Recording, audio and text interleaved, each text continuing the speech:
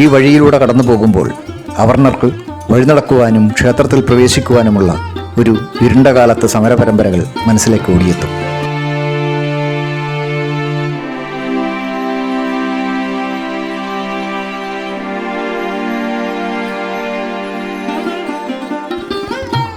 മുസിരിസ് പൈതൃക പദ്ധതിയിലൂടെ കടന്നു പോകുമ്പോൾ ഒരുപക്ഷെ അനേകം ചരിത്ര വഴികളിലൂടെയാണ് നാം നമ്മുടെ സഞ്ചാരങ്ങൾ തുടങ്ങിവെക്കുന്നത്.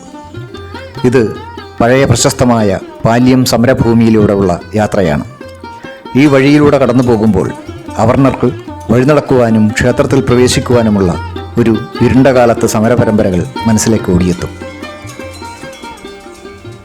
അന്ന് ഈ കാണുന്ന വഴികളാണ് ആ സമരവീര്യങ്ങൾക്ക് സാക്ഷ്യം വഹിച്ചത്.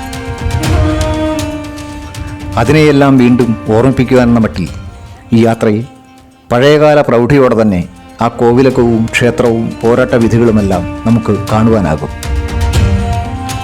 ഇന്ത്യ സ്വതന്ത്രയായ ശേഷവും കേരളത്തിൻ്റെ മണ്ണിൽ നിലനിന്നിരുന്ന കനത്ത ജാതിവേലിക്കെട്ടുകളുടെ ചങ്ങലകൾ തകർത്തെറിയുവാൻ കഴിഞ്ഞു എന്നതും, പാല്യം സമരത്തിൻ്റെ അലയൊലികൾ കേരളമാകെ പടർന്ന് എല്ലാ ഹിന്ദുക്കൾക്കും ക്ഷേത്രത്തിൽ പ്രവേശിക്കാമെന്ന വലിയൊരു തീരുമാനവും അതിനുശേഷവും ഉണ്ടായി എന്നതാണ് പാല്യം സമരത്തെ ചരിത്ര സമരമാക്കി മാറ്റിത്തീർത്തത്.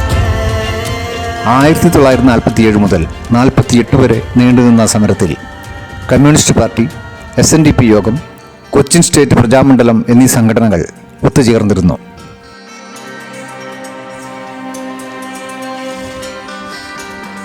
ഒരു കാലത്ത് കൊച്ചിയിൽ നിന്നും പാലക്കാട് വരെ പരന്നു കിടക്കുന്ന ഒരുപാട് ഭൂപ്രദേശങ്ങളും ക്ഷേത്രങ്ങളും ആനകളുമെല്ലാം പാല്യത്തച്ഛന്മാരുടെ കീഴിലായിരുന്നു. ഇന്നും അതിൻ്റെ അവശേഷിപ്പുകൾ പോലെ പലയിടങ്ങളും കാടുപിടിച്ചു കിടക്കുന്നു.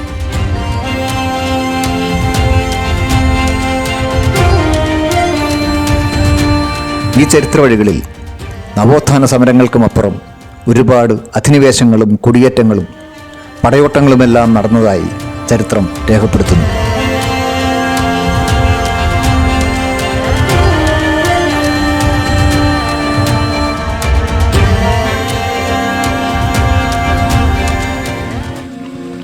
വൈപ്പി കോട്ട. ഇത് 1577 പോർച്ചുഗലിൽ നിന്നുള്ള ജസ്യൂട്ട് പുരോഹിതന്മാർ സ്ഥാപിച്ച ഒരു സെമിനാരിയുടെ ഭാഗമായിരുന്നു. കേരളത്തിലെ തന്നെ ആദ്യത്തെ അച്ചടിശാലയായാണ് ഇത് അറിയപ്പെടുന്നത്.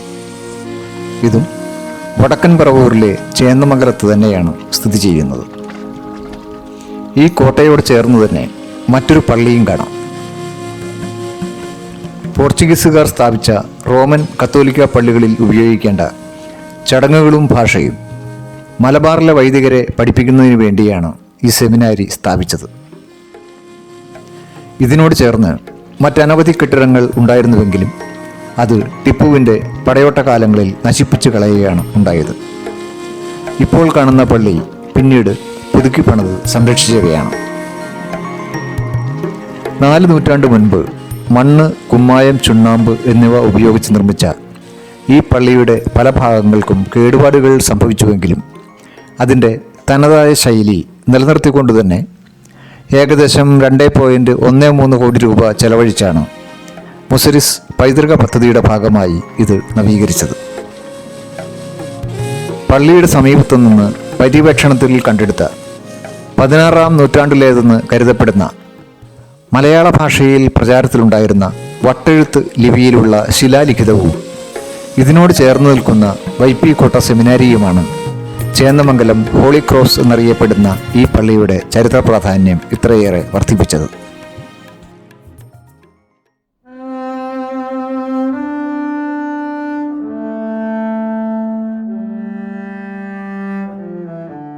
ജൂത സിനഗോഗ്.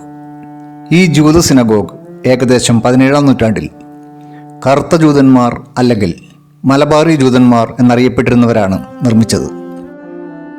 1269 നിർമ്മിച്ച ഇവിടത്തെ ശ്മശാനത്തിൽ അവശേഷിക്കുന്ന ഏറ്റവും പഴക്കമുള്ള ശവകുടീരം ഇസ്രായേലിൻ്റെ പുത്രി സാറയുടേതാണെന്ന് ഫീബ്രു ഭാഷയിൽ ഇവിടെ രേഖപ്പെടുത്തിയിരിക്കുന്നു. എന്നാൽ 1780-90 കാലഘട്ടങ്ങളിൽ ടിപ്പു സുൽത്താൻ പറവൂരും ചേന്നമംഗലത്തും മാളയിലും ഉണ്ടായിരുന്ന ജൂത ദേവാലയങ്ങൾ നശിപ്പിച്ചിരുന്നതായി ചരിത്രത്തിൽ രേഖപ്പെടുത്തിയിട്ടുണ്ട്.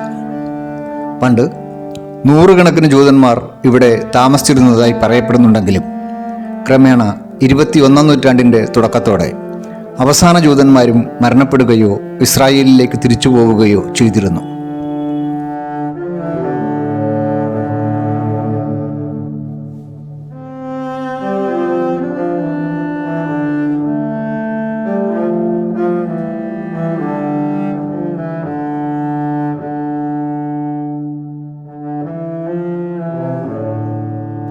മട്ടാഞ്ചേരി ജൂതപ്പള്ളി കഴിഞ്ഞാൽ ഏറ്റവും വലിപ്പമുള്ള ജൂത ദേവാലയമാണ് ഇത്.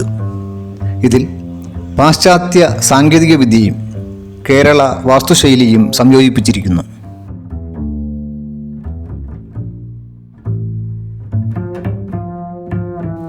നിരവധി കൊത്തുപണികളോടുകൂടിയ അൾത്താരയും വലിയ കനമുള്ള ഭിത്തികളും മരം കൊണ്ടുണ്ടാക്കിയ മട്ടുപ്പാവുകളുമെല്ലാം ആരുടെയും ശ്രദ്ധ പിടിച്ചുപറ്റുന്നതാണ്.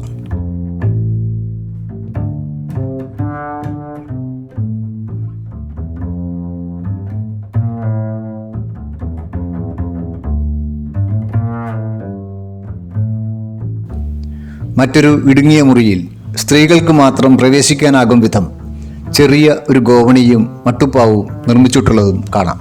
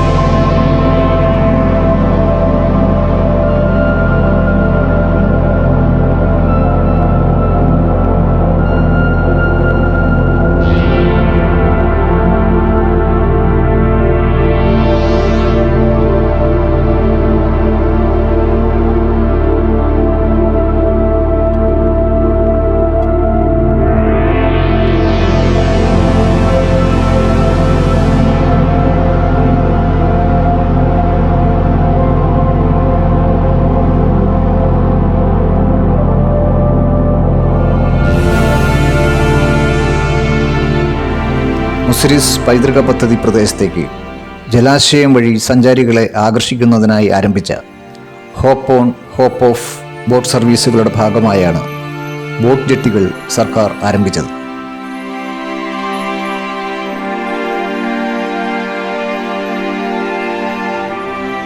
എന്നാൽ ഇവിടെ വന്നാൽ നിറയെ പൊട്ടിപ്പൊളിഞ്ഞ ടൈലുകളും തെരുവ് നായകളും കാടുപിടിച്ച അന്തരീക്ഷവുമാണ് നമുക്കിവിടെ കാണാനാവുക.